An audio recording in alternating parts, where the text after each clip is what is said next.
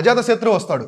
So Ajatashatru next king, next emperor వచ్చేసి Ajatashatru. So Ajatashatru చాలా aggressive person అనమాట.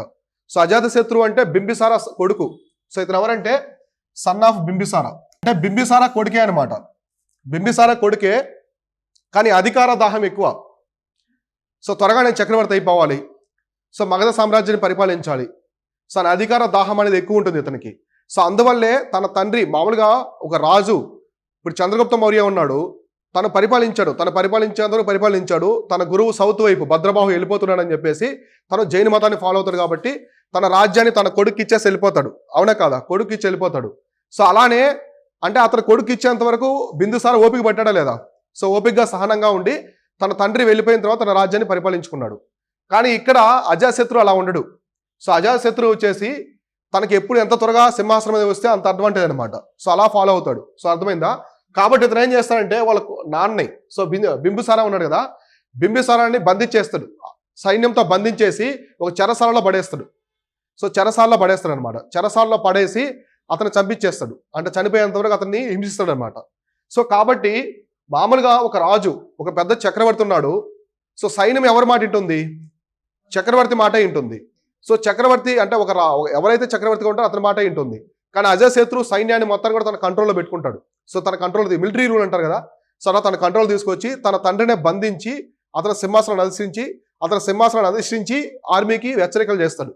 సో అర్థమైందా? తిరుగుబాటు లాగా వాళ్ళ తండ్రి మీదే చేసి వాళ్ళ తండ్రిని చెరసాల వేసి హింసించి చంపేస్తారు. అర్థమైందా? కాబట్టి మనకి చరిత్రలో, మన భారతదేశ చరిత్రలో తండ్రిని చంపి సింహాసనాన్ని అధిష్ఠించిన మొట్టమొదటి చక్రవర్తి కూడా అజాతశత్రువునే. ఓకేనా? కాబట్టి మీరు ఫస్ట్ పాయింట్ అజాతశత్రు బింబిసార కొడుకుని రాసుకోండి. సో బింబిసార కొడుకుని రాసుకోండి. తర్వాత వాళ్ళ తండ్రిని చంపి సింహాసనాన్ని అధిష్ఠిస్తాడు. సో తండ్రి బింబిసారాన్ని చంపి మగధ సింహాసనాన్ని అధిష్ఠించిన చక్రవర్తిని రాసుకోండి. సో తండ్రి బింబిసారాన్ని చంపి మగధ సామ్రాజ్యాన్ని అధిష్ఠించిన చక్రవర్తి. సో మగధ సామ్రాజ్య సింహాసనాన్ని అధిష్ఠించిన చక్రవర్తి. సో తండ్రిని చంపి. అర్థమైందా? సో కాబట్టి అజాతశత్రు అనేది చాలా అగ్రెసివ్ పర్సన్. తను చేసే యుద్ధాలు కూడా చాలా పవర్ఫుల్గా ఉంటాయి. హింస అటువంటి ఏం ఫాలో అవడు. అంటే హింస ఇటువంటి ఎక్కువ ఉంటాయి అనమాట. హింసా మార్గం ఎక్కువ ఉంటుంది. సో బింబిసార లాగా మ్యాట్రిమోనీ అలయన్సెస్, సో రాజుల మధ్య బాగుండడం అట్లా ఉండదు. ఈవెన్ అతను మేనమా ప్రసంజిత్తును కూడా ఓడిస్తాడు. సో ప్రసంజిత్తును కూడా ఓడించి తన రాజ్యాన్ని కూడా కలుపుకుంటాడు. కోశల సామ్రాజ్యం ఉంది కదా దాన్ని. సో ఇక్కడ మీకు కనిపిస్తుందా ఇమేజ్? ఇది చాలా పెయింటింగ్స్ అనమాట ఇవి. సో ఇది ఏనుగు కనిపిస్తుంది కదా, ఎలిఫెంట్. ఇతను కాదు కింగ్, ఇతను మావటివాడు వెనకున్నాడు కదా ఇది ఇక్కడ. సో ఇతను ఈ పెయింటింగ్స్ కనిపించవు సరిగా, మీరు గూగుల్లో చూసుకోవాలి. అంటే అప్పట్లో ఎలా ఉన్నాడు అని చెప్పేసి ఒక ఇమాజినేషన్స్ అనమాట. అవి చాలా సంవత్సరాల క్రితం కదా, అవి ఆల్మోస్ట్ 2005 years బ్యాక్. సో కాబట్టి బింబిసార్ అనమాట. ఇతను యొక్క మెయిన్ థీమ్ ఏంటంటే expansionist policy, defeated Kosala and Vaishali. So మనకి ఇతను ఒక మెయిన్ రూలే రాజ్య విస్తరణ చేయడం. వాడిని ఎలాగైనా సరే ఊచకోత కోసైనా సరే శత్రువుల్ని రాజ్య విస్తరణ చెయ్యాలి అనే పద్ధతి. సో అర్థమైందా? అంటే ఇతను వైలెన్స్ని తీసుకుంటాడు టార్గెట్గా తీసుకుని. సో ఎట్లయినా సరే పొరుగు రాజ్యాన్ని ఓడించి దాన్ని పరిపాలించుకోవాలనే మార్గం ఉంటుంది అనమాట. సో కాబట్టి ఇతను కోశలను పరిపాలించే రాజు ఎవరు? కోశల పరిపాలించే రాజు. మీరు ఒకసారి పేజెస్ తిప్పండి. సో మహాజనపాస్ తిప్పండి. సో మహాజనపాస్ వాడి యొక్క రాజధానులు చెప్పాను. సో గుర్తుందా? సో మహాజనపాస్ రాజధానుల్లో కింద 4 చెప్పాను, మరి 4 రాజ్యాలు చాలా పవర్ఫుల్ అని చెప్పేసి. సో 4 రాజ్యాలు పవర్ఫుల్ అని చెప్పాం కదా. సో అందులో ఏ ఉన్నాయి? కోశలలో కింగ్ ఎవరని చెప్పాను? ప్రసంజిత్ అని చెప్పుంటాను చూడండి. ఎవరు? సో ప్రసంజిత్, అవునే కదా. సో ఈ ప్రసంజిత్ను ఓడిస్తాడు కోశల సామ్రాజ్యాన్ని. వైశాలిని ఎవరు పరిపాలిస్తున్నారు? 4 రాజ్యాలు ఏం చెప్పాను నేను పవర్ఫుల్ మీకు. వైశాలి ఎవరు పరిపాలిస్తున్నాడు? మీకు వైశాలి అనేది దేనికి క్యాపిటల్ ఉంటుంది చూడండి. సో ఏ మహాజనపదకి క్యాపిటల్ ఉంటుంది? వజ్జి. ఓకేనా? సో ఇట్లా సరే చూడండి. కోశల చూడండి, ప్రసంజిత్ తెలుసు కదా. ప్రసంజిత్ ఇక్కడ పరిపాలిస్తూ ఉంటాడు. వైశాలి ఆ రీజియన్స్ లో మనకి ఉదయనుడు ఉంటాడు. సో ప్రసంజిత్ను ఓడిస్తాడు. అంటే ప్రసంజిత్ ఎవరో కదా, వాళ్ళకి మేనమామే. సో మ్యాటర్నల్ అంకుల్ అనమాట. కాబట్టి ఈ పాయింట్ రాసుకోండి. సో ఇతను కోశల రాజు అయినటువంటి ప్రసంజిత్ను ఓడించాడు. అలానే వైశాలి ప్రాంతాన్ని పరిపాలిస్తుంటే ఉదయనుడిని కూడా ఓడిస్తాడు. సో ఇతను కోశల రాజు ప్రసంజిత్ను ఓడిస్తాడు. అలానే వైశాలి ప్రాంతాన్ని పరిపాలిస్తుంటే ఉదయనుడిని కూడా ఓడిస్తాడు. ఇట్లా వీళ్ళిద్దరిని ఓడించి ఆ రాజ్యాన్ని మొత్తాన్ని కూడా తనలో కలుపుకుంటాడు అనమాట. సో తన సామ్రాజ్యంలో కలుపుకుంటాడు. అంటే ఓడించాడంటే జయించాడని అర్థం. కాబట్టి ఆ ప్రాంతాలు ఖచ్చితంగా తన సామ్రాజ్యంలో కలుపుకుంటాడు. రాసుకున్నారా? ప్రసంజిత్ రాజు కోశల సామ్రాజ్య రాజు. లేదా బ్రాకెట్ లో మీరు ప్రసంజిత్ రాజు అని రాసుకున్నారు కదా, బ్రాకెట్ లో కోశల అని పెట్టుకోండి. మరియు వైశాలి రాజైన ఉదయం ఓడిస్తాడు. ఇక్కడ కింగ్స్ పేర్లు ఇంపార్టెంట్ కాదు, main important locations. So locations అడుగుతారు ఎగ్జామినేషన్ లో. కాబట్టి ఈ అనెక్స్డ్ కోశల అండ్ వైశాలి, వైశాలి రాజైన ఉదయం కూడా ఓడిస్తాడు అనమాట. అంటే వీళ్ళు ఇతను మెయిన్ థీమ్ ఏంటంటే ఎక్స్పాన్షనిస్ట్ పాలసీ, రాజ్య విస్తరణ చేయడమే ఇతని యొక్క మెయిన్ ధ్యేయం. సో అక్కడ ఎంత మారణ హోమం జరుగుతుంది ఏంటని ఉందన్నమాట. అంటే సత్సంబంధాలు అనే దానికంటే కూడా రాజ్య విస్తరణ ఎంతగా చేస్తే అంత పవర్ఫుల్ చక్రవర్తి అవుతాడని చెప్పేసి భావిస్తాడు అజాతశత్రు. కాబట్టి ఈయన అర్థమైంది కదా. సో కోశల వైశాలి సామ్రాజ్యాలని తన సామ్రాజ్యంలో కలుపుకుంటాడు ఓడించి. తర్వాత చూడండి, Ajatashatru was contemporary Buddha died during his reason. అంటే కంటెంపరీ అంటే బుద్ధుడికి సమకాలీకుడు. సో సమకాలీకుడు తెలుసు కదా. సో సమకాలీకుడు అంటే సేమ్ టైంలో ఉంటారు. సో అజాతశత్రు కూడా బౌద్ధ మతాన్ని ఫాలో అవుతాడు, బౌద్ధ మతాన్ని ప్రోత్సహిస్తాడు. Even first Buddhist council conduct చేస్తాడు, అవునా కదా. ఫస్ట్ బుద్ధిస్ట్ కౌన్సిల్ ఎవరు కండక్ట్ చేస్తారు? అజాతశత్రు కండక్ట్ చేస్తాడు. సో కాబట్టి ఇక్కడ చూడండి కంటెంపరీ అనమాట. సో మన కంటెంపరీ పర్సన్స్ బాగా చూసుకోండి, ఎగ్జామినేషన్లో అడుగుతారు. సో ఎవరు? బింబిసార, అజాతశత్రు, నెక్స్ట్ ప్రసంజిత్తు, నెక్స్ట్ ఎవరున్నారు? వర్తమాన మహావీరుడు, గౌతమ్ బుద్ధ. ఈ 5 మంది సమకాలీకులు అనమాట. హిస్టరీ సోర్సెస్ ప్రకారం సమకాలీకులు అంటే సేమ్ టైంలో ఉంటారు. సేమ్ టైంలో వీళ్ళందరూ కూడా ఒకే టైంలో ఉంటారనమాట. సో కాబట్టి బుద్ధ చనిపోయేది కూడా, సో గౌతమ్ బుద్ధ ఎప్పుడు చనిపోతాడు? 483 BC. So 483 BC. So 483 BC అనమాట. అంటే ఇతర టైంలోనే. సో అజాతశత్రు సమయం, అతను పరిపాలించే సమయంలోనే బుద్ధుడు చనిపోతాడు. కాబట్టి ఆ పాయింట్ రాసుకోండి. సో అజాతశత్రు పరిపాలన కాలంలోనే రాసుకోండి. అజాతశత్రు ఇతను అని రాసుకోండి. ఇతని పరిపాలన కాలంలోనే, ప్రతిసారి నేమ్ అనేది రాసుకోకూడదు నోట్ మేకింగ్లో. సో ఇతని పరిపాలన కాలంలోనే గౌతమ్ బుద్ధుడు చనిపోయాడు అని రాసుకోండి. గౌతమ్ బుద్ధుడు చనిపోయాడు. సో బ్రాకెట్లో 483 BC. సో క్రీస్తుపూర్వం 483వ సంవత్సరం, అంటే గౌతమ్ బుద్ధుడు చనిపోయిన సంవత్సరం. సో కాబట్టి రాసుకోండి పాయింట్, ఇతని పరిపాలన కాలంలోనే గౌతమ్ బుద్ధుడు చనిపోతాడు. సో గౌతమ్ బుద్ధుడు ఏ ప్రాంతంలో చనిపోయాడు? ఏ ప్రాంతంలో చనిపోతాడు గౌతమ్ బుద్ధుడు? ఉత్తరప్రదేశ్ స్టేటు, లొకేషన్ కావాలి, కుషీనగర్. గుర్తుపెట్టుకోండి, చదవాలి. మీరు చెప్పాను కదా హిస్టరీ లింక్ అవుతూ వస్తాయని. మీకు చంద్రగుప్త మౌర్య మీరు ఏ క్లాస్కి వెళ్ళినా మిమ్మల్ని వదలదు హిస్టరీ. సో హిస్టరీ అనేది లింకేజెస్ అనమాట, ఇంటర్ లింకేజెస్ అంటారు. మీకు ఏ సబ్జెక్ట్లో ఇంత లింకేజెస్ ఉండదు. ఒకటి హిస్టరీ, తర్వాత ఎకానమీ. సో ఎకానమీలో మనకు ఫస్ట్ చాప్టర్ నుంచి అన్ని ఇంటర్ లింకేజెస్ ఉంటాయి. ఆ ఇంటర్ లింకేజెస్ ఎవరైతే పసిగడతారో ఎగ్జామ్ బాగా స్ట్రాంగ్ ఉంటారు సబ్జెక్ట్స్లో, అర్థమైందా.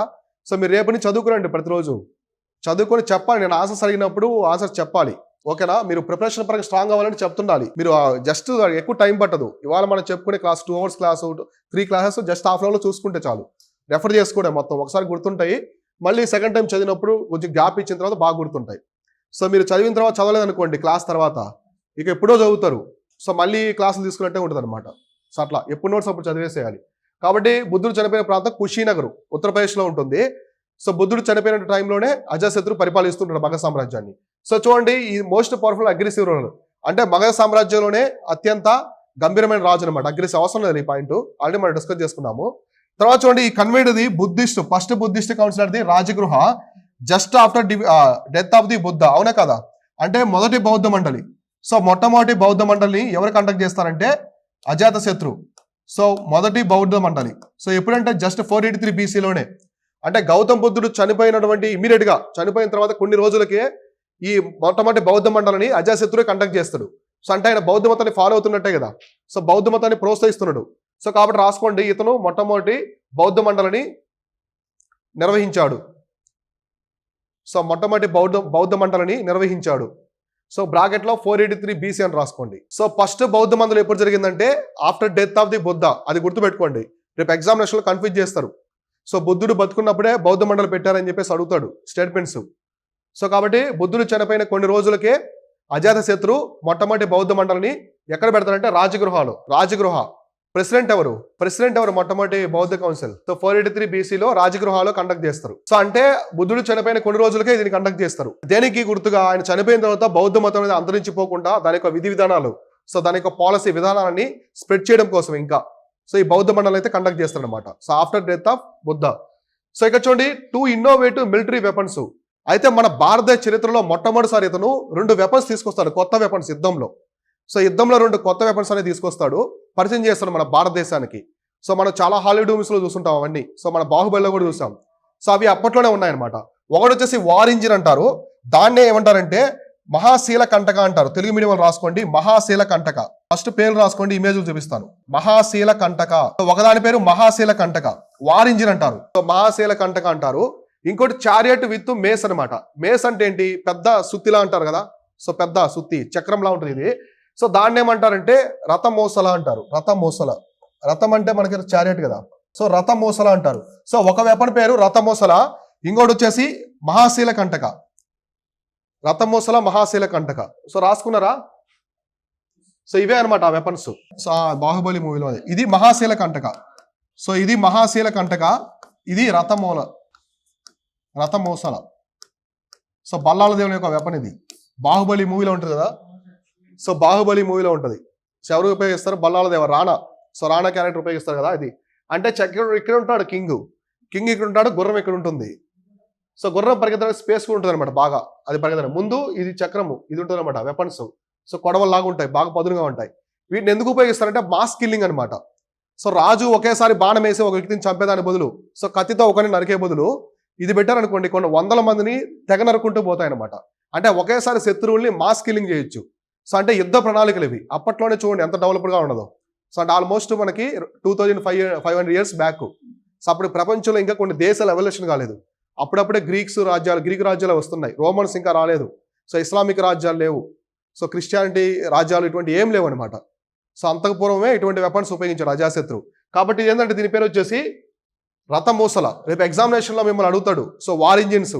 సో రథమూసల ఒకటి, మహాశీల కంటక ఎవరు ఉపయోగించారంటే అజాశత్రు. కాబట్టి రాసుకోండి, ఇతను కొత్త యుద్ధ పరికరాలు పరిచయం చేశాడు. ఇతను కొత్త యుద్ధ పరికరాలైన మహాశీల కంటక, ఇతను కొత్త యుద్ధ పరికరాలైన మహాశీల కంటక మరియు రథమూసలను. సో ఇది మహాశీల కంటక. ఇది తెలుసు కదా మీకు. ఇది ఎందుకు ఉపయోగిస్తారంటే బ్రేకింగ్ ఆఫ్ ది పోర్ట్స్ అనమాట. అంటే కోటలను బద్దలు కొట్టడానికి. అప్పట్లో కోటలు, సో రాజులు కోట కట్టేస్తారు, చుట్టూ కోట కట్టేస్తారు. సో మొత్తం గుమ్మాలు ఉంటాయి, పెద్ద పెద్ద అంటే మనకి పిల్లర్స్ లాగా ఉంటాయి అనమాట. దాని మీద మళ్ళీ పైకి గొడుగులా ఉంటుంది. అక్కడ సోల్జర్స్ ఉంటారు, కాపలాదారులు ఉంటారు అనమాట. ఇప్పుడు మనకు ఆర్మీ హెడ్ క్వార్టర్స్ ఉంటాయి కదా పైన. సో అట్లా ఉండి అక్కడి నుంచి మొత్తం పర్యవేక్షిస్తూ ఉంటారు. కోట బయట పెద్ద మైదానం ఉంటుంది, అంటే యుద్ధం జరిగే ప్రాంతము. సో ఇప్పుడు ఒక వ్యక్తి ఇంకొక దాని మీద అటాక్ చేయాలనుకో, అతను ఆ కోట వరకు వెళ్ళాలి. కోట వరకు వెళ్ళి ఆ కోట అంతా అడ్డుగా ఉంటుంది కదా, సో అడ్డుగా ఉంటుంది. ఆ కోటని ధ్వంసం చేస్తే లోపలికి వెళ్ళగలరు. సో కాబట్టి ఆ కోటను ధ్వంసం చేయడానికి పెద్ద పెద్ద రాళ్ళు ఉపయోగించేవాళ్ళు, స్టోన్స్. ఈ స్టోన్స్ ఇక్కడ పెట్టి ఈ తాడుతో లాగుతారు అనమాట. అది లాగినప్పుడు ఆ ఫోర్స్ గట్టిగా లాగుతారు కదా, సో ఆ ఫోర్స్కి ఆ స్టోన్ వెళ్ళి కోటను బద్దలు కొడుతుంది. సో మీరు చూసారు కదా మూవీలో, బాహుబలి మూవీలో. సో ప్రభాస్కి ఎట్లాంటివి ఇస్తారనమాట. సో కాబట్టి ఇది ఎందుకు ఉపయోగిస్తారంటే కోటలను ధ్వంసం చేయడం కోసం. సో కోటలను ధ్వంసం చేయడం కోసం అనమాట.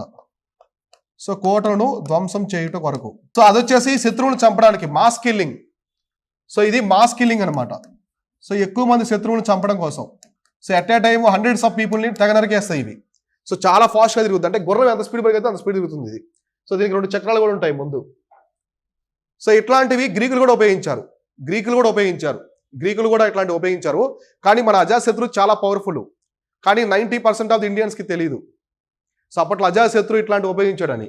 సో మన హాలీవుడ్ మూవీస్లో ఒకటి చూస్తాం. అంటే బాహుబలి మొన్న వచ్చింది కాబట్టి చూసాము. సో మనకి చాలా ఓల్డ్ మూవీస్, మన తెలుగు మూవీస్, ఇండియన్ మూవీస్లో ఎక్కడా లేవు ఇటువంటి వెపన్స్. అవునా? హాలీవుడ్ మూవీస్లో చూపించారు చాలా మూవీస్లో. కానీ మనం ఏమనుకుంటాం, వాళ్ళు ఉపయోగించారు అనుకుంటాం. సో వాళ్ళు జరిగిన యుద్ధాల కంటే కొన్ని వేల సంవత్సరాల క్రితమే మనం ఉపయోగించాం. అర్థమైందా? అది మన ఇండియన్ హిస్టరీ. సో రథమూసల ఇది ఒకటి, మూలస, తర్వాత మహాశీల కంటక కానీ అప్పట్లోనే ఉపయోగించారు. సో కోటలను బద్దలు కొట్టేదానికి ఈ వెపన్స్ అనమాట, కోటలను బద్దలు కొట్టేదానికి. సో ఇది వచ్చేసి ఇది. అయితే చాలా మంది ఏం చెప్తారంటే Persian empire. So Persian empire ఎందుకు, అది కూడా చాలా క్రీస్తుపూర్వం ఉంటుంది అనమాట, అలెగ్జాండర్ టైంలోనే ఉంటుంది. వాళ్ళు కూడా ఉపయోగించారు ఇట్లాంటివి. సో ఇట్లాంటివి వాళ్ళు కూడా ఉపయోగించారు. అయితే మన భారతదేశంలో మొట్టమొదటిసారి తీసుకొచ్చింది ఎవరంటే అజాశత్రు. సో ఇతని యొక్క రూల్ ఏంటి? ఎక్స్పాన్షన్. సో హింస చేసినా పర్లేదు, ఎక్స్పాన్షన్, రాజ్య విస్తరణ చేయాలి. కాబట్టి యుద్ధాలు ఎక్కువ చేస్తాడు కదా. సో యుద్ధాలలో స్మార్ట్గా ఆలోచించాడు, కొంచెం తెలివిగా ఆలోచించాడు. కోటల్లో బద్దలు కొట్టాలంటే మన దగ్గర వెపన్స్ ఉండాలి. ఇంతకుముందు కోటలకి తాడులేసి ఎక్కేసి యుద్ధాలు చేసుకునేవాళ్ళు. సో ఇట్లా అనమాట. అయితే ఇతను మొట్టమొదటిసారి ఈ పాయింట్ చూడండి, మీకు అర్థమవుతుంది. సో ఇక్కడ చూడండి, fortification of the Rajagriha. So Rajagriha ఉంది కదా, దాన్ని మొత్తాన్ని ఫోర్టిఫికేషన్ చేస్తాడు, చుట్టూ కోట గుమ్మాలు నిర్మిస్తాడు. సో మొత్తం రాజగృహ నగరం అంతా కూడా కోటలు నిర్మిస్తాడు. కాబట్టి రాసుకోండి ఈ పాయింట్, చాలా చాలా ఇంపార్టెంట్ ఇది. The fortification of Rajagriha. So Rajagriha నగరం అంతా కోటలు నిర్మిస్తాడు. సో రాజగృహ నగరం అంతా కోటలను నిర్మిస్తాడు, కోటలు. సో ఇట్లా చాలా అడ్వాన్స్ గా ఆలోచించాడు అనమాట అప్పట్లో అజాతశత్రువు. అందుకే అతను చాలా పవర్ఫుల్ కింగ్ అయ్యాడు, ఎంపరర్, చక్రవర్తి. సో అజాతశత్రువు అంటే ఆ చుట్టుపక్కల ఉన్నటువంటి రాజ్యాల్లో వణుకు పుట్టేదనమాట. అతను యుద్ధానికి వస్తున్నాడంటే అతను నా దగ్గర ఉన్న వార్ ఇంజిన్స్ కావచ్చు, వెపన్స్ అయినా అతను తయారు చేయించుకున్నాడు, ఎక్కడి నుంచో తెచ్చుకోలేదు. సో ఎక్కడి నుంచో బయట దేశాల నుంచి, గ్రీకుల దగ్గర నుంచి తెచ్చుకోలేదు. అతను ఒక ఇన్నోవేటివ్ థాట్తో ఉపయోగించి సలహాదారులు తీసుకొని, సో కార్పెంటర్స్ ఉంటారు కదా, యుద్ధ తయారు చేసేవాళ్ళు, ఐరన్ స్మిత్స్, వాళ్ళ చేత తయారు చేయించుకున్నాడు అనమాట. అంటే చాలా స్మార్ట్గా ఆలోచించాడా లేదా? సో మాస్ కిల్లింగ్ చేయడానికి. సో మామూలుగా చక్రవర్తి అంత తనకు ముందు బింబిసారా వీళ్ళందరూ కూడా ఒక్కొక్క శత్రువును నరుక్కుంటూ వెళ్ళాలి. సో విల్లుకారులు కావచ్చు, ఖడ్గం ఉపయోగించేవాళ్ళు, బల్యాలు ఉపయోగించాలి ఏదైనా. కానీ ఇతను మాత్రం మాస్ కిల్లింగ్. సో అందువల్ల అజాతశత్రువు అంటే చాలా భయం అనమాట, భయభ్రాంతికి గురయ్యేవాళ్ళు మిగతా చక్రవర్తులు అందరూ కూడా. సో అంత పవర్ఫుల్. ఈ పాయింట్ రాసుకున్నారా? సో మొత్తం ఇతను కోట నిర్మాణాలు, సో రాజగృహ అంతా కూడా కోటలు నిర్మిస్తాడు, కోట నిర్మాణాలు తీసుకొస్తాడు అనమాట. రాజగృహ అంటే ఏంటి? తన యొక్క రాజధాని, మగధ సామ్రాజ్యం యొక్క రాజధాని. ఓకేనా? ఇది అజాతశత్రువుకి సంబంధించింది. సో అర్థమైంది కదా, తండ్రిని చంపి మగధ సింహాసనాన్ని అధిష్ఠించిన మొట్టమొదటి చక్రవర్తి. తర్వాత ఈయన వచ్చేసి దాని ఎక్స్పాన్షన్ అండ్ పాలసీ ఫాలో అవుతాడు. Defeated the Kosala and Vaishali, అంటే మగధ సామ్రాజ్యానికి కోశల మరియు వైశాలి ప్రాంతాల్ని కలుపుతాడు, అంటే మగధ సామ్రాజ్య విస్తరణ చేస్తాడు అంతవరకు. తర్వాత కంటెంపరీ బుద్ధ అండ్ మహావీర, అంటే బుద్ధ అంటే బుద్ధుడి కంటెంపరీ. అలానే ఇతను వచ్చేసి అంటే బుద్ధ అంటే మహావీర కూడా కంటెంపరీ. అర్థమైందా? ఇందాక చెప్పిన 5 మంది సేమ్ పీరియడ్ లో ఉంటారు. సో ఇక్కడ జస్ట్ బుద్ధ గురించి చెప్పాను, అంటే బౌద్ధ మతాన్ని ఎక్కువ ప్రోత్సహిస్తాడు కాబట్టి. అలానే బుద్ధుడు కూడా ఇతని టైంలో చనిపోతాడు. రేపు ఎగ్జామినేషన్లో అడిగితే బుద్ధుడు చనిపోయింది ఎవరికి పరిపాలన కాలంలో అంటే అజాతశత్రువు అనమాట. సో నెక్స్ట్ వచ్చేసి ఇతను మోస్ట్ పవర్ఫుల్ అండ్ అగ్రెసివ్, చాలా అగ్రెసివ్ పర్సన్ అనమాట. సో ఎవరి వల్ల అయ్యే పర్సన్ కాదు, ఎవరైనా చెప్పినా కూడా వినే రకం కాదనమాట అతను. సో తనకు నచ్చిన వైపే అల్టిమేట్ గా ముక్కుసూటి మనిషి ఉంటారు కదా, సో ఎవరి మాట వినడు. సో అట్లా నెక్స్ట్ మొట్టమొదటి బౌద్ధ మండలిని కూడా ఇతను కండక్ట్ చేస్తాడు. సో బౌద్ధ మండలిని కండక్ట్ చేసి ఎక్కడ బుద్ధుడు చనిపోయిన తర్వాత ఇమీడియట్ గా రాజగృహాలు కండక్ట్ చేస్తాడు. తర్వాత కొత్త ఆయుధాలు, వార్ ఇంజిన్, సో ఆ కోటల బద్దలు కట్టుకోలే మహాకంటక శీల ఒకటి. తర్వాత మాస్ కిల్లింగ్, ఎక్కువ మంది శత్రువులను చంపే రథమోసల అనే దాన్ని తీసుకొస్తాడు అనమాట. ఓకేనా? ఈ రథమోసల ఈ రెండింటిని తీసుకొస్తాడు. రాజగృహ నగరం అంతా కూడా కోటలు నిర్మిస్తాడు, కోటలాగా చేసి దాన్ని ప్రాకారాలు నిర్మిస్తాడు అనమాట. సో మనం చూసాం కదా ఇందాక. తర్వాత ఇవి దానికి సంబంధించినవి. ఇది మహాశైల కంటక, ఇది వచ్చేసి రథమోసల. రాసుకున్నారు కదా ఆ రెండు వెపన్స్ గురించి. సో నెక్స్ట్ ఉదయన్ అనమాట. సో అజాతశత్రు తర్వాత వాళ్ళ కొడుకు వస్తాడు ఉదయన్. తర్వాత ఉదయన్ అని కూడా రాసుకోవచ్చు. ఉదయనుడు అంటే డిఫరెంట్ గా ఉంటుంది, అంటే తెలియని వాళ్ళు రాసుకున్నాడు. అన్నీ అజాతశత్రుడు తర్వాత వచ్చే వ్యక్తి. So founded the new capital at Pataliputra. So founded the new capital, కొత్త రాజధాని తీసుకొస్తాడు. ఉదయనుడు రాగానే ఇతను చేసే మొట్టమొదటి పని కొత్త రాజధాని. సో రాజులు ఏంటంటే పాత రాజధానులతో ఎక్కువ సాటిస్ఫై అవ్వరు, కొత్త రాజధాని తీసుకొచ్చి దాన్ని బాగా డెవలప్ చేసి అతనికి కొత్త యుగాన్ని తీసుకొస్తాడనమాట. అటువంటి ఎక్కువ ఉంటాయి అప్పట్లో రాజులకి. సో ఇప్పుడు మన పొలిటీషియన్స్కి ఉంటుంది కదా పబ్లిసిటీ.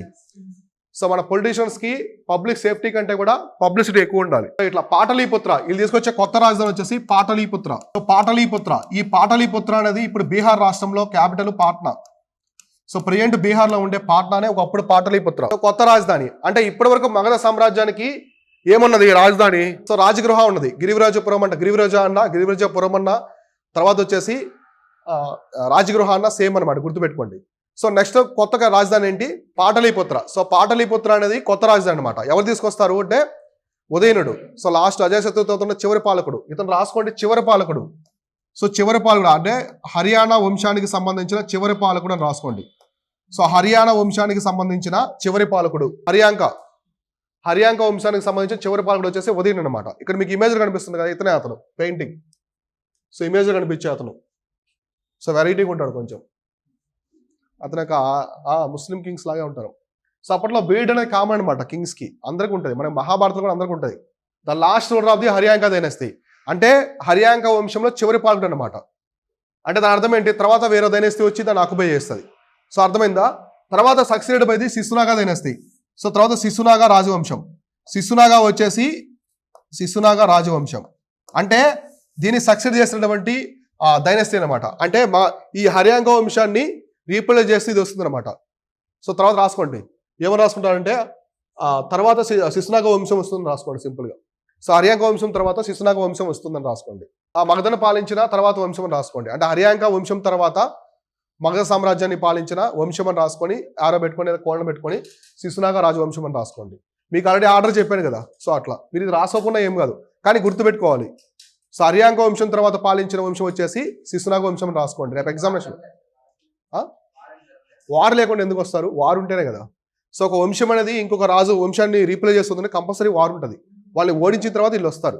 అట్లా ఏం లేదు, హిస్టరీలో ఎటువంటి సోర్స్ లేదు. వీళ్ళు తర్వాత ఆక్యుపై చేస్తారని చెప్పి చెప్తారు అంతే. ఆ వీకింగ్ కాబట్టి ఆ వేస్లే ఉంటాడు. తర్వాత వచ్చే రాజవంశం వచ్చేసి శిశునాగ రాజవంశం వస్తుంది. సో ఇప్పుడు దానికి సంబంధించి చూద్దాం. శిశునాగ రాజవంశం అనేది చాలా తక్కువ కాలం పరిపాలిస్తారు వీళ్ళు. సో ఇద్దరు కింగ్స్ ఉంటారు, తక్కువ కాలం పరిపాలిస్తారు. ఆ చివరి రెండో కింగ్ని కూడా చంపేస్తారు. అంతఃపురంలో ఆయన నిద్రపోతున్నప్పుడు కత్తితో పొడి చంపేస్తారు. సో చూద్దాం దానికి సంబంధించి. సో శిశునాగ రాజవంశం రాసుకోండి. శిశునాగ వంశం. సో వీళ్ళు ఎప్పటి నుంచి పరిపాలిస్తారంటే 412 BC నుంచి సో మనకి 344 BC వరకు పరిపాలిస్తారు. సో మొట్టమొదటి కింగ్ వచ్చేసి శిశునాగ. సో ఇతని పేరు మీదే వంశానికి పేరు వస్తుంది. అతని వంశానికి పేరు వస్తుంది, రాజ్యానికి కూడా పేరు వస్తుంది. శిశునాగ వంశానికి పేరు వస్తుంది. కానీ పరిపాలించేది మాత్రం మగధ సామ్రాజ్యమే. సో మగధ సామ్రాజ్యాన్ని పరిపాలిస్తారు. వచ్చే వంశం వచ్చేసి ఇది. శిశునాగ వాజ్ ఎర్లియర్ వైస్రాయి, అమత్య అంటే ఏంటిది వారణాసి, బనారస్.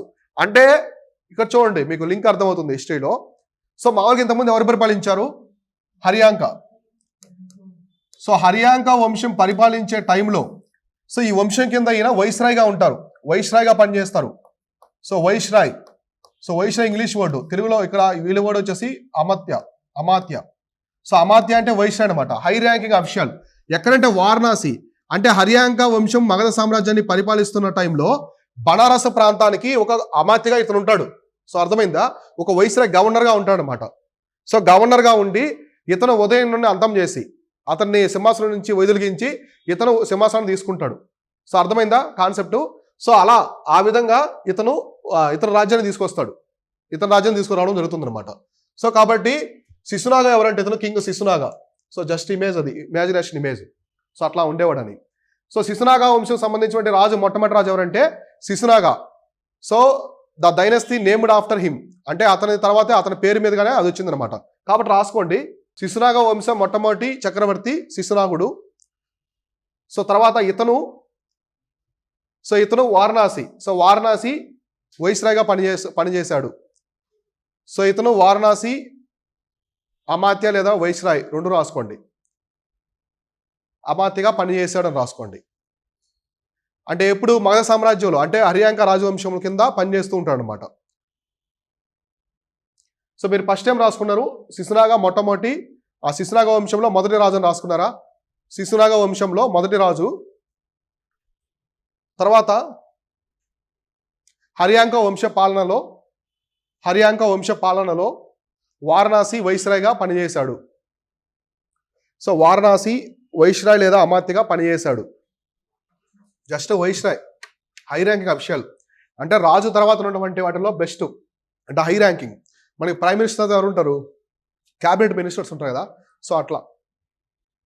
సో కాబట్టి వైస్రాయ్ చాలా ఉంటారు, చాలా లొకేషన్స్. ఇప్పుడు వైస్రాయ్ దగ్గర ఒక వైస్రాయ్ ఉంటారు, వారణాసి ఒక వైస్రాయ్ ఉంటారు, కోశాల దగ్గర ఒక వైస్రాయ్ ఉంటారు. వీళ్ళందరూ కూడా చక్రవర్తి కిందే ఉంటారు అనమాట. ఓకేనా? మనకి ప్రైమ్ మినిస్టర్, చీఫ్ మినిస్టర్ ఉంటారు కదా. సో స్టేట్ హెడ్ వచ్చేసి ఎవరు ఉంటారు? Chief ministers. అంటే మనకి మెయిన్ చక్రవర్తి వచ్చి ప్రైమ్ మినిస్టర్ అనుకుంటే ఇదంతా వైస్రాయ్స్ అనమాట. కానీ రాజ్యం మాత్రం ఎవరిది? చక్రవర్తిదే. వైస్రాయ్ అతను పర్మనెంట్ టైం కాదు, టెంపరీ. అతను ఎవరైనా మార్చుకోవచ్చు. కాబట్టి శిశునాగ పనిచేస్తూ ఉంటాడు. ఉదయం నుండి సింహాసనం నుంచి వైదొలిగించి ఇతను సింహాసనం అధిష్టిస్తాడు. సో అక్కడి నుంచి ఇతను అవుతాడు. సో ఇక్కడ చూడండి, temporary shifted to capital Vaishali. మళ్ళీ ఇతను ఊరుకుంటాడా? మళ్ళీ రాజధానిని అతను నచ్చిన ప్లేస్కి మార్చుకుంటాడు. కాబట్టి ఇప్పుడు మళ్ళీ రాజధాని ఎక్కడికి మారుస్తాడంటే వైశాలికి. సో వైశాలి ప్రాంతానికి రాజధాని షిఫ్ట్ చేస్తాడు. సో వైశాలి ప్రాంతానికి ఎక్కడున్నది రాజధాని? సో మగధ సామ్రాజ్య రాజధాని ఎక్కడున్నది? ఇతనికి ముందు పాటలీపుత్ర ఉన్నది. ఒకప్పుడు రాజగృహాలు ఉన్నది. ఉదయం నుండి వచ్చి దాన్ని పాటలీపుత్రకి చేంజ్ చేస్తాడు. సో పాటలీపుత్ర దగ్గర నుంచి వైశాలికి రాజధానిని మారుస్తాడు. సో ఇతను రాజధానిని వైశాలికి మారుస్తాడు అని రాసుకోండి. వైశాలికి మార్చాడు.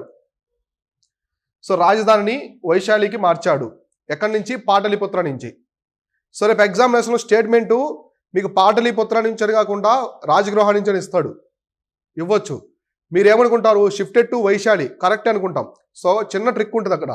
సో ఆడ రాజగృహ అనేది మీరు ఐడెంటిఫై చేయరు. సో కాబట్టి అట్లాంటి వర్డ్స్ కూడా ఐడెంటిఫై చేయాలి స్టేట్మెంట్స్లో.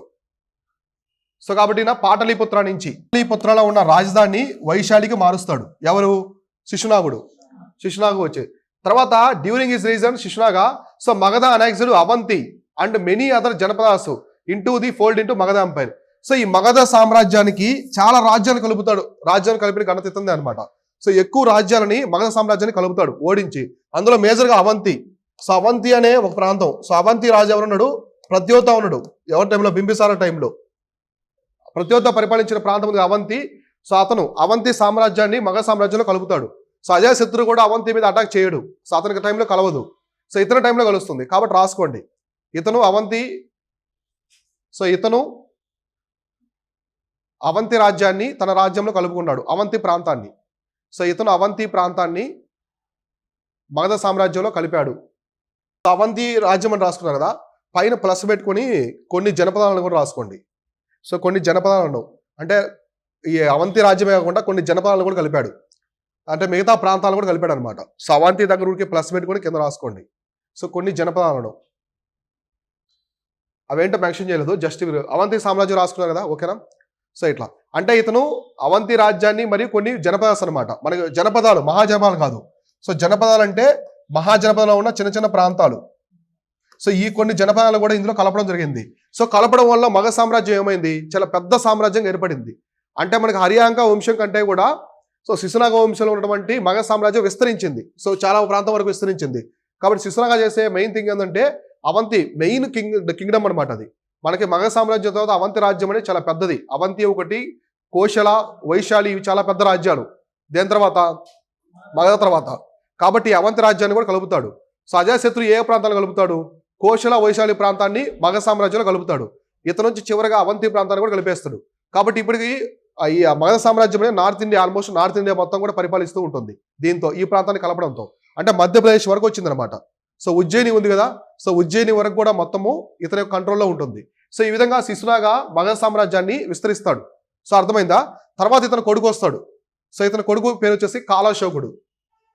సో కాలాశోక. సో ఇతను వచ్చేసి ఇతను కాకవర్ణ అనమాట. కాకవర్ణ అంటే నలుపు వర్ణం కలవాడని. సో నలుపు వర్ణం కలవాడు అంటారు. మన పురాణాసులో ఇతన్ని కాకవర్ణాన్ని మెయింటైన్ అని మెన్షన్ చేశారు అనమాట. సో మన పురాణాల్లో ఇతన్ని కాకవర్ణ అని అంటే మెన్షన్ చేశారు. రాసుకోండి, పురాణాలలో ఇతన్ని వర్ణనుడు అంటారు కదా, కాకవర్ణుడు అంటే పురాణాల్లో ఇతన్ని మెన్షన్ చేస్తారు. పురాణాలు ఉంటాయి కదా అట్లా. సో నలుపు వర్ణం కలవాడు. సో కాల అంటే ఏంటి అర్థము? కాల అంటే బ్లాక్ కదా, అందుకని కాకవర్ణుడు అంటారు. సో కాకవర్ణం కలవాడు అంటే నలుపు, అంటే చాలా బ్లాక్గా ఉంటాడు ఇతను పర్సన్ కూడా. సో కాలాశోకుడు అనే ఇతను చాలా నల్లగా ఉంటాడు. సో అందువల్ల ఇక్కడ కనిపిస్తుంది కదా, ఇతనే పర్సన్ అనమాట. సో ఇతను ఎవరంటే శిశునాగ యొక్క కొడుకే అనమాట. శిశునాగ యొక్క కొడుకే తన తర్వాత తన మగధ సామ్రాజ్యాన్ని పరిపాలిస్తాడు. కాబట్టి శిశునాగ కొడుకు అనమాట. శిశునాగ కొడుకు తర్వాత ఈ పాయింట్ చూడండి, Kalashoka shifted capital to the Pataliputra. So మళ్ళీ ఇతను చేంజ్ చేస్తారంటే, సో ఎక్కడి నుంచి? వైశాలి. మళ్ళీ వైశాలి టు పాటలీపుత్ర వచ్చేస్తుంది క్యాపిటల్. సో పాటలీపుత్ర, మళ్ళీ పాటలీపుత్రకి రాజధాని తీసుకొస్తాడు. ఎవరంటే? సో కాలాశోకుడు. సో కాలాశోకుడు రాజధాని మళ్ళీ వైశాలి నుంచి పాటలీపుత్రకి మారుస్తాడు. సో ఈ రాజధానులన్నీ కూడా రాజగృహ, వైశాలి, పాటలీపుత్ర ఇక్కడే తిరుగుతుంటాయి మగధ సామ్రాజ్యం మొత్తం కూడా. సో మగధ సామ్రాజ్యంలో ఈ 3 ప్లేస్ అనేవి చాలా పెద్ద నగరాలు అనమాట అప్పట్లో. అందువల్ల రాజధానిని వాళ్ళకి నచ్చినట్టుగా మార్చుకుంటూ ఉంటారు. కాబట్టి కాలాశోకుడు ఇక్కడికి వస్తాడు. సో పాటలీపుత్రకి మళ్ళీ దీన్ని తీసుకొస్తాడు, రాజధాని మళ్ళీ మారుస్తాడు. ఇతను ఏం చేస్తాడంటే సెకండ్ బుద్ధిస్ట్ కౌన్సిల్ని కండక్ట్ చేస్తాడు, అవునా కాదా? సో 2వ బౌద్ధ మండలిని, సో ఇతను 2వ బౌద్ధ మండలిని నిర్వహించడానికి రాసుకోండి. 2వ బౌద్ధ మండలిని, సో 2వ బౌద్ధ మండలిని నిర్వహించాడు. ఎక్కడ నిర్వహించాడో? వైశాలి దగ్గర. సో వైశాలి దగ్గర నిర్వహిస్తాడు. సో వైశాలి దగ్గర ప్రాంతంలో నిర్వహిస్తాడు అనమాట. కాబట్టి సెకండ్ బుద్ధిస్ట్ కౌన్సిల్ కండక్ట్ చేసినటువంటి రాజుగా ఇతను గుర్తింపు ప్రసిద్ధికి ఎక్కుతాడు. సో మొట్టమొదటి బుద్ధిస్ట్ కౌన్సిల్ ఎవరు కండక్ట్ చేశారు? అజాతశత్రు. సెకండ్ది వచ్చేసి కాలాశోకుడు అనమాట, అంటే శిశునాగ డైనస్టీ. దీన్ని బట్టి మీకు ఏమర్థమవుతుంది? సో వీళ్ళంతా కూడా బౌద్ధ మతాన్ని బాగా ప్రోత్సహించారు. సో బౌద్ధ మతాన్ని ప్రోత్సహించడం వల్లే ఈ బుద్ధిస్ట్ కౌన్సిల్, సో బుద్ధిస్ట్ బౌద్ధ మండలం అనేది చాలా పెద్దదనమాట. దానికి దేశం నలుమూలల నుంచి అందరూ కూడా, సో బౌద్ధ మతానికి సంబంధించినటువంటి ఇంపార్టెంట్ వ్యక్తులు వీళ్ళందరూ కూడా వచ్చి అటెండ్ అయ్యేవాళ్ళు. సో కాబట్టి ఈయన సెకండ్ బుద్ధిస్ట్ కౌన్సిల్ని ఏ ప్రాంతంలో అంటే వైశాలి. సో వైశాలి కూడా బీహార్లోనే ఉంటుంది. సో పాటలీపుత్ర, వైశాలి, నెక్స్ట్ రాజగృహ, ఇవన్నీ కూడా ఇప్పుడు ఉన్నటువంటి బీహార్లో అతిపెద్ద నగరాలు అప్పట్లో, సో రాజుల కాలంలో. కాబట్టి ఇవన్నీ కూడా రాసుకోండి. కాబట్టి ఈయన ఇక్కడ మనం చూసుకుంటే వైశాలి నుంచి పాటలీపుత్రకి మళ్ళీ రాజధాని మారుస్తాడు. అలానే 2వ బౌద్ధ మండలి కూడా ఇతను ఏర్పాటు చేస్తాడు. సో అర్థమైందా? ఈ పాయింట్స్. సో ఇది కాలాశకుడు. అయితే మామూలుగా ఏం జరుగుతుంది స్టోరీ, కాలాశకుడు మగధ సామ్రాజ్యాన్ని చాలా పవర్ఫుల్గా సో ఇలానే చేస్తూ ఉంటాడు. ఒకసారి తను నిద్రపోతూ ఉంటాడు అనమాట, అంతఃపురం నిద్రపోతూ ఉంటాడు. సో అతని మీద ఒక తిరుగుబాటు మొదలవుతుంది. సో తిరుగుబాటు అనేది మొదలవుతుంది. ఇది మనకి హిస్టరీ బుక్స్లో ఉండదు, ప్రైవేట్ అదర్ బుక్స్లో ఉంటాయి, దాని స్టోరీలో చదువుకుంటా నావెల్స్ అట్లాంటివి. సో ఒకసారి ఏం జరుగుతుందంటే ఈ నందా డైనస్టీకి సంబంధించిన ఒక రాజు అతని ఇతని కింద పని చేస్తూ ఉంటాడు సైన్యాధ్యక్షుడుగా అలా. సో కొంతమంది తిరుగుబాటు అనమాట, తిరుగుబాటు చేసి అతనికి రక్షణగా ఉన్న సైనికులు మొత్తాన్ని చంపేసి సో ఇతను అంతఃపురంలో ప్రవేశించి అతనికి అంగరక్షకుడుగా మెయిన్గా ఆదిమ్యాధ్యక్షుడు ఉంటుంది కదా, అక్కడ ప్రవేశించి అతన్ని చంపేస్తారు అనమాట, కత్తితో పొడిచి అంతఃపురంలోనే, అంటే ఆ చక్రవర్తి యొక్క అంతఃపురంలోనే ఇతను చంపేస్తారు. చంపేసి అతను ఆక్రమించుకుంటాడు, ఈ మగధ సామ్రాజ్యాన్ని మొత్తాన్ని కూడా ఆక్రమించుకుంటాడు. సో తర్వాత వచ్చే వంశం వచ్చేసి నందా వంశం. సో మహాపద్మనంద ఇతనే అనమాట, అతను చంపేసి వస్తాడు. సో నందా వంశం. సో మగధ సామ్రాజ్యాన్ని పరిపాలించినటువంటి మూడో వంశం ఏంటి, నందా వంశం. సో ఇది మనకి 344 నుంచి 323 టైం వరకు ఉంటుంది. అంటే ఊరికే మహాసంఘిక స్థావరవాదాలు వస్తాయి. మెయిన్ స్ప్లిట్ వచ్చేది 4th బుద్ధిస్ట్ కౌన్సిల్లో. అంటే ఈ టైం పీరియడ్లు మనకి ప్రాపర్గా ఉండవు అనమాట, హిస్టరీలో టైం పీరియడ్స్ ప్రాపర్గా ఉండవు. సో నందావంశం చూడండి, నందావంశం మొట్టమొదటి క్షత్రియేతర భారత చరిత్రలోనే మొట్టమొదటిసారి క్షత్రియేతర వంశం. రాసుకోండి ఈ point, very very important. So రాసుకోండి, భారత చరిత్రలోనే మొట్టమొదటి క్షత్రియేతర వంశం, అంటే రాజ్యాన్ని పాలించిన క్షత్రియేతర వంశం. మీకు చెప్తాను చూడండి, ఇక్కడ చూడండి. సో మహాపద్మనంద మొట్టమొదటి రాజు వచ్చేసి మహాపద్మనంద. సో దీనికంటే ముందు ఆ పాయింట్ రాసుకోండి. సో భారతదేశ చరిత్రలోని మొట్టమొదటి క్షత్రియేతర వంశం, non Kshatriya clan, the first non Kshatriya clan in Indian history. అంటే ఇప్పటి వరకు చూడండి మన భారతదేశ చరిత్రలో తొలివేద కాలం కావచ్చు, మలివేద కాలం కావచ్చు, మహాజనాల టైంలో కూడా, బుద్ధిజం జైనిజం టైంలో కూడా, ఈ టైంలో కూడా ఎక్కువగా ఉన్నటువంటి రాజులు మొత్తం ఎవరు, క్షత్రియాసు. సో అందరూ క్షత్రియాసే. సో ఎక్కడ కూడా మనకి శూద్రులు ఇట్లాంటి వాళ్ళు కనిపించారు అనమాట. అయితే మొట్టమొదటిసారి ఒక రాజ్యాన్ని, ఒక పెద్ద సామ్రాజ్యాన్ని పరిపాలించిన ఆ క్షత్రియేతర వంశం వచ్చేసేవారంటే నందా వంశం. సో అర్థమైందా, మొట్టమొదటి రాజు వచ్చేసి మహాపద్మనంద. సో వీళ్ళు అనమాట శూద్రులు, వీళ్ళు వచ్చేసి శూద్రులు అనమాట, క్షత్రియులు కాదు, శూద్రులు. సో శూద్రులు laid foundation of the Nanda dynasty in the Magadha. అంటే మగధ సామ్రాజ్యమే, వీళ్ళు పరిపాలించే ప్రాంతం వచ్చేసి మగధ సామ్రాజ్యమే. కాకపోతే వీళ్ళు వచ్చేసి క్షత్రియులు అయితే కాదనమాట. ఇక్కడి నుంచి క్షత్రియ బ్లడ్ అనేది డైల్యూట్ అయిపోతుంది. ఇక్కడ క్షత్రియ బ్లడ్ అనేది ఒరిజినల్ ఉండదు. మనకి ఆంథ్రోపాలజీలో కూడా, అంటే మానవ జాతి శాస్త్ర ప్రకారం కొంతమంది హిస్టోరియన్స్ చెప్పారు, మానవ శాస్త్ర నిపుణులు ఉంటారు ఆంథ్రోపాలజిస్టు, అంటే ఇండియాలో మన ఇండియన్ హిస్టరీలో క్షత్రియ బ్లడ్ అనేది ఇక్కడ వరకు చాలా సంపూర్ణంగా ఉంటుంది. శిశునాగ డైనస్టీ వరకు క్షత్రియ బ్లడ్ అనేది ఒరిజినల్గా ఉంటుంది. ఇక్కడ నుంచి డైల్యూట్ అయిపోద్ది అనమాట. అంటే క్షత్రియులు మిగతా వాళ్ళు ఎక్కువగా అటాచ్ అవ్వడము, అంటే రాజ్యాన్ని మిగతా శూద్రులు పరిపాలించడం వల్ల క్షత్రియుల యొక్క ఇంపార్టెన్స్ తగ్గిపోద్ది. అర్థమైందా. సో మహాపద్మనంద మొట్టమొదటి చక్రవర్తి ఎవరంటే మహాపద్మనంద. సో ఇతను శిశునాగ తర్వాత, ఆ కాలాశకుడి తర్వాత, అంటే శిశునాగ డైనస్టీ తర్వాత మగధ సామ్రాజ్యాన్ని పరిపాలించే రాజు చక్రవర్తి. సో ఇతను ఎవరంటే శూద్రుడు అనమాట, ఇతను శూద్రాసు. కాబట్టి ఎగ్జామినేషన్లో అడుగుతారు, మొట్టమొదటి నాన్ క్షత్రియేతర వంశం ఎవరంటే నందా వంశం అనమాట. వీళ్ళు పరిపాలించే సామ్రాజ్యం పేరు మగధ సామ్రాజ్యం. కాబట్టి మగధ సామ్రాజ్యాన్ని పరిపాలించిన క్షత్రియేతర వంశం వచ్చేసి నందా వంశం. సో ఇక్కడ చూడండి, ఆల్సో కాల్డ్ ది ఉగ్రసేన, ఇతన్ని పాలీ టెక్స్ట్ అనమాట, బుద్ధిస్టు ఆ గ్రంథాలు ఉన్నాయి కదా, సో పాలీ గ్రంథాలు, కాబట్టి రాసుకోండి. సో పాలీ గ్రంథాల ప్రకారం ఇతన్ని ఉగ్రసేన అంటారు. సో ఇతన్ని పాలీ గ్రంథాల ప్రకారం ఏమంటారంటే ఉగ్రసేన అంటారు, ఉగ్రసేనుడు అంటారు. సో పాలీ గ్రంథాల ప్రకారం ఇతన్ని ఉగ్రసేనుడు అని పిలుస్తారు, లేదా ఉగ్రసేనుడు అంటారు. పాలిటెక్స్ట్ అనమాట. అంటే ఉగ్రసేన అని ఎందుకు అంటారంటే because of his large army, అతిపెద్ద సైన్యం, అతిపెద్ద మహాసైన్యం ఉంటుంది. అంటే ఇతని టైంలో ఉన్నటువంటి సైన్యం అనేది భారతదేశ చరిత్రలో అంతవరకు మనకి తొలివేద కాలం, మలివేద కాలం, సో బింబిసార, హర్యాంక డైనస్టీ కావచ్చు, శిశునాగ డైనస్టీ, శిశునాగ టైంలో కూడా చాలా పెద్ద ఆర్మీ ఉంటుంది. అతనికంటే అతిపెద్ద హ్యూజ్ ఆర్మీని మహాపద్మనంద తీసుకొస్తాడనమాట. సో మహాపద్మనంద దగ్గర అతిపెద్ద సైన్యం ఉంటుంది. సో రాసుకున్నారా.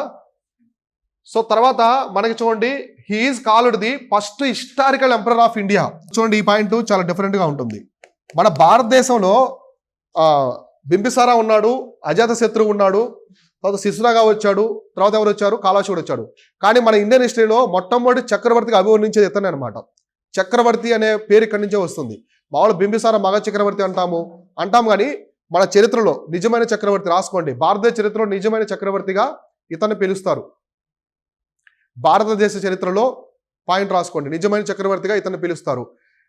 ఇంగ్లీష్ మీడియం వాళ్ళైతే is called the first historical emperor of India. So కాబట్టి నిజమైన చక్రవర్తి.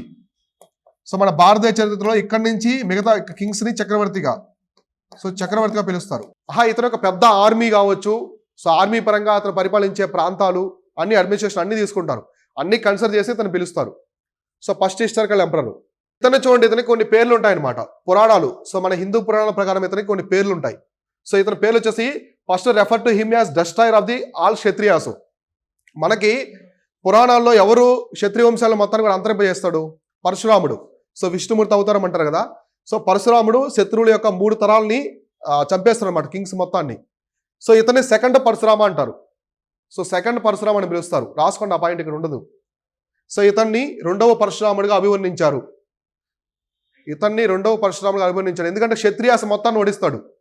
సో ఈయన శూద్రుడు కదా, శూద్ర వర్ణానికి చెందినటువంటి ఆ పాలకుడు అయినప్పటికీ కూడా క్షత్రియ రాజుల మొత్తాన్ని కూడా ఓడిస్తాడు. సో అందువల్ల ఇతన్ని 2వ పరశురాముడిగా అభివర్ణిస్తారు. సో ఇంకా చూడండి ఇతని పేర్లు ఏముంటాయో. సో ఈ destroyer of the all Kshatriyas అంటే అతని టైంలో ఉన్నటువంటి క్షత్రియ రాజుల మొత్తాన్ని కూడా ఓడిస్తాడు అనమాట. ఎందుకంటే ఇతని దగ్గర ఉండే సైన్యం అంత పెద్దది. సో అతి పెద్ద సైన్యం, లార్జ్ ఆర్మీ ఉంటుంది. సో పెద్ద సైన్యం అనేది ఉండడం వల్ల మిగతా రాజుల దగ్గర కంటే ఇతను ఎక్కువ సైన్యం ఉంది కాబట్టి పెద్ద మొత్తంలో క్షత్రియ రాజుల మొత్తాన్ని, అంటే ఎక్కడ కూడా మిగతా ప్రాంతాల్లో శూద్రులు పరిపాలించరు. ఇతనే కదా మొట్టమొదటి శూద్రుడు. సో మొట్టమొదటి శూద్రుడు ఇతనే కాబట్టి చక్రవర్తిగా అభివర్ణిస్తారు. మిగతా క్షత్రియుల మొత్తాన్ని కూడా ఓడిస్తాడు అనమాట. సో అందుకే ఇతనికి కొన్ని బిరుదులు ఇస్తారు. కొన్ని బిరుదులు అనేవి ఉంటాయి, రాసుకోండి. బిరుదులను రాసుకోండి, ఇతని బిరుదులను రాసుకోండి, కోలను పెట్టుకొని. ఒకటి వచ్చేసి సర్వక్షత్రాంతక. సో బిరుదులు రాసుకోండి. సర్వక్షత్రాంతక అంటే క్షత్రియుల్ని అంతం చేసిన వాడు. సర్వక్షత్రియుల్ని అంటే మొత్తం క్షత్రియుల మొత్తాన్ని ఓడించిన వాడని క్షత్రాంతక. ఇంకోటి వచ్చేసి ఏకారతుడు అని రాసుకోండి, తెలుగు మీడియం వాళ్ళు. ఏకారతుడు అంటే ఒకే ఒక్కడిగా నిలబడ్డాడు అనమాట. సో మొత్తాన్ని ఓడించి. సో ఈ 2 మహాపద్మనంద యొక్క బిరుదు అనమాట. చాలా గంభీరంగా ఉంటాడు ఆయన. సో ఇక్కడ మీకు కనిపిస్తుంది ఇమేజ్ ఇదే అనమాట. చూడండి, అంటే రాజు అంటే ఇలా ఉండాలన్నట్టుగా ఒక అంటారు కదా కొన్ని రాజయోగం టీవీ అంటారు కదా, అటువంటి గుణాలు ఇట్లా ఉంటాయి. అతను చూస్తే ఒక చక్రవర్తి రాజులు అనిపిస్తాడు. ఇంతకు ముందు వాళ్ళంతా కూడా సో జస్ట్ వాళ్ళు ఒక రాజులు అనిపించారు అనమాట. సో ఊరికే పరిపాలిస్తూ ఉంటారు ఇట్లా. కాబట్టి ఇతను చక్రవర్తిగా ఉంటాడు అనమాట. అతను సింహాసనం అధిష్ఠించే విధానం కావచ్చు. సో బ్రాహ్మణ్స్ పిలుస్తూ ఉంటారు కదా రాజాది రాజమార్తాండ అని, అంటే అటువంటి కల్చర్ తీసుకొస్తారు ఇవన్నీ కూడా. కాబట్టి ఇతని టైంలో బాగా అంటే ఒక చక్రవర్తిగా ఇతను పిలవడం జరుగుతుంది. ఎందుకంటే పెద్ద రాజ్యాన్ని పరిపాలిస్తాడు. సో అందుకే చక్రవర్తి అవుతాడు. సో మనకి మలివేద కాలం, తొలి వేద కాలంలో కూడా చూడండి, పురు ట్రైబు, భరత ట్రైబు చిన్న చిన్న రాజ్యాన్ని పరిపాలించారు. ఒక భరత ట్రైబ్ మాత్రమే అతిపెద్ద సామ్రాజ్యం. సో మొత్తం నార్త్ ఇండియా మొత్తం పరిపాలించారు. అందువల్ల మన భారతదేశం అంటాం. కానీ ఇతను మగ సామ్రాజ్యం అంటే సౌత్లో నర్మదా దగ్గర ఉంది కదా, నర్మదా ప్రాంతాన్ని కూడా పరిపాలిస్తాడు. అవంతి, ఉజ్జయిని ఈ ప్రాంతాల వరకు పెద్ద సామ్రాజ్యం పరిపాలిస్తాడు. అందుకే మనకి హిస్టరీ ప్రకారం, సో చరిత్రకారుల ప్రకారం ఇతన్ని మొట్టమొదటి చక్రవర్తిగా అభివర్ణిస్తారనమాట. సో బిరుదులు మనం చూసుకుంటే ఏవేంటివి? సర్వక్షత్రాంతక అంటే క్షత్రియుల మొత్తాన్ని అంతం చేసిన వాడు అని చెప్పేసి అర్థం. అందుకే సెకండ్ పరశురామ అంటారు. మన హిస్టరీలో 2వ పరశురాముడు ఎవరంటే ఇతనే అనమాట. నెక్స్ట్ ఏకారత్ అంటారు, ఒకే ఒకరిగా నిలబడ్డాడు. సో క్షత్రియ మొత్తానికి ఒకే ఒకరిగా నిలబడ్డాడు మన అందరినీ ఓడించి. సో ఏకారతుడు అని చెప్పేసి పిలుస్తాడు. సో ఇదొకటి. తర్వాత ప్రెజెన్స్ ఆఫ్ జైన్ మినిస్ట్రీస్ అంటే ఇతని యొక్క ఆస్థానంలో కొంతమంది ఇతను ఫాలో అయ్యే మతం వచ్చేసి జైన మతం. సో జైన మతాన్ని ప్రోత్సహిస్తారు వీళ్ళు. అర్థమైందో రాసుకోండి. వీరు జైన మతాన్ని ప్రోత్సహించారు. సో ద ప్యాటర్నైజ్డ్ జైనిజం అని రాసుకోండి ఇంగ్లీష్ మీడియం వాళ్ళు అయితే. The patronised Jainism. వీళ్ళు జైన మతాన్ని ప్రోత్సహిస్తారు. ఇప్పటి వరకు ఏ రాజు కూడా మనకి జైన మతాన్ని ప్రోత్సహించలేదు, అవునా కాదా? సో అందరూ కూడా బౌద్ధ మతాన్ని ప్రోత్సహిస్తూ వచ్చారు. కానీ జైన మతం ఎప్పటి నుంచో ఉంది. కానీ మన జైనిజం అని ఎక్కడా మెన్షన్ చేయలేదు ఇప్పటివరకు.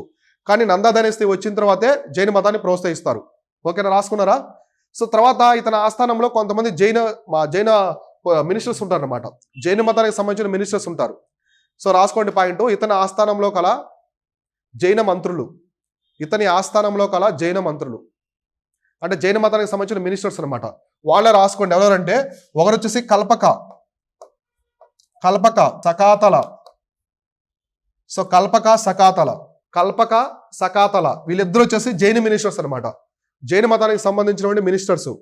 సో ఆ మతాన్ని ప్రోత్సహించారు కాబట్టి ఆ మతానికి సంబంధించిన మినిస్టర్స్ పెట్టుకున్నారు, అవునా కదా?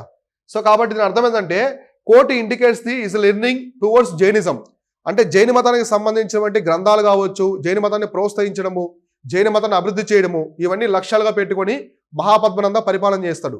సో కాబట్టి జైన మతాన్ని మొట్టమొదటిసారిగా పరిపాలించిన చక్రవర్తి కూడా మన ఇతన్ని చెప్పుకోవచ్చు. ఓకేనా? జైన మతాన్ని ప్రోత్సహిస్తాడు మగధ చక్రవర్తిగా.